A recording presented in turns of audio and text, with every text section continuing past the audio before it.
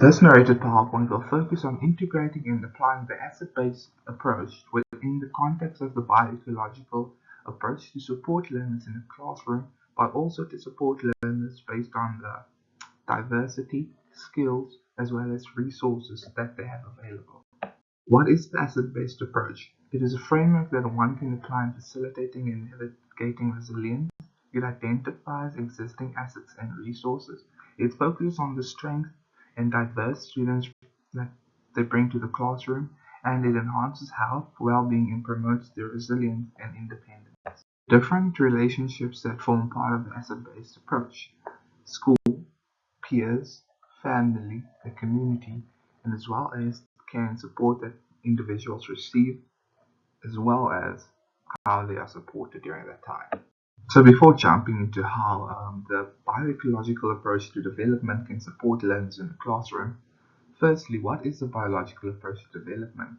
It is founded by Yuri Bronfenbrenner. The bioecological approach to development emphasizes the complex interactions between multiple systems of influence on an individual's life. It consists of 4 systems that forms part of the bioecological approach.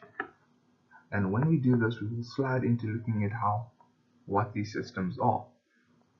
1. The macro system. 2. The exosystem.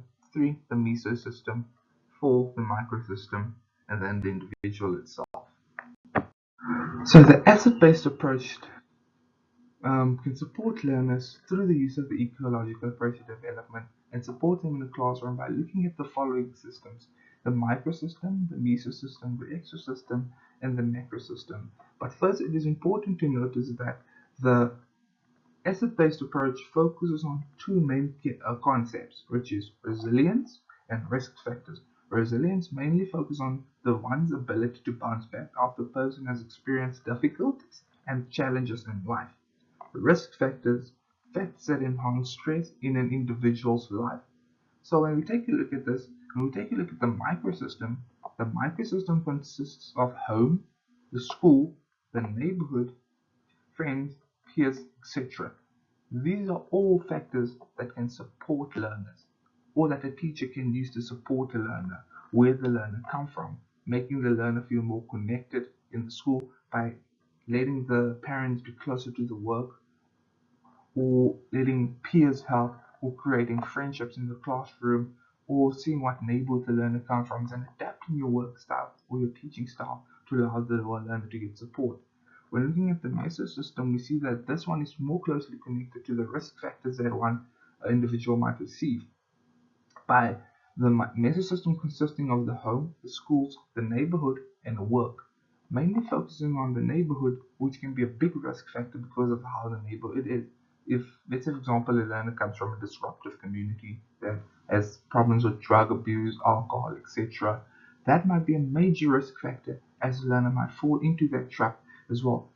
The home they live in might be disruptive, it might not be that supportive, and therefore you as the teacher must be the support that the learner receives at school. The school itself might not be that good. The school might also be a risk factor, as the quality of work they receive or quality of education might not be that high as well. It is also important to note that the asset-based approach focuses on the skills and the resources and assets that's available or that students already have. For example, having prior knowledge and how you can sharpen that knowledge, mobilizing and identifying assets and resources in order to give the learner more quality work or to evaluate their quality of work, managing and evaluating the outcomes of the asset-based process and initiatives. These are all the stuff that focuses on the student. So focusing on the student's skills and applying the bioecological approach to support the development of the learners in the classroom by looking at all of those factors and seeing how I can implement it, or where I can implement skills, etc., or assets that the students already have to sharpen it up and to make it more effective in order for them to deliver more quality work, good work, and in order for them to receive a quality education which will help them prosper and succeed in life in all the work that they do.